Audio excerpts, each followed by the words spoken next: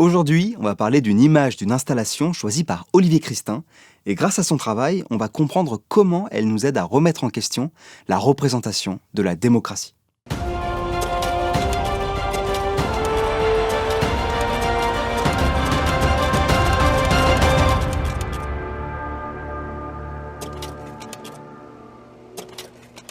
Des gradins et un immense miroir de même dimension, disposant vis-à-vis, sans perchoir, sans pupitre, sans point vers lequel devraient converger tous les regards. Ce projet d'installation de l'artiste Nicolas Millet, en partie réalisé en 2017 dans la cour d'honneur de l'Université de Lyon, bouleverse le langage, les codes et les usages symboliques de la politique. Cette œuvre, c'est une agora, c'est un lieu d'échange entre les citoyens, symbole de la démocratie. Et cette agora, elle est presque vide, uniquement occupée par un chien isolé qui permet de visualiser les proportions de l'œuvre et le vide de l'espace où devraient se regrouper des dizaines de personnes. Nicolas Millet soulève ici une question centrale des systèmes démocratiques, celle de la représentation.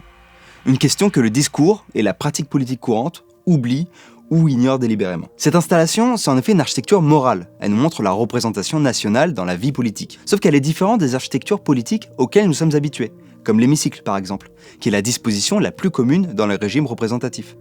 La disposition particulière de l'agora, elle nous surprend, elle nous amène à réfléchir sur l'avenir des pratiques démocratiques.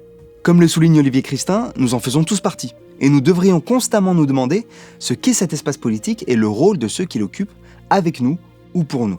Nous devons nous demander ce qu'est une assemblée politique et ce que l'architecture des lieux où elle se réunit peut dire de son fonctionnement.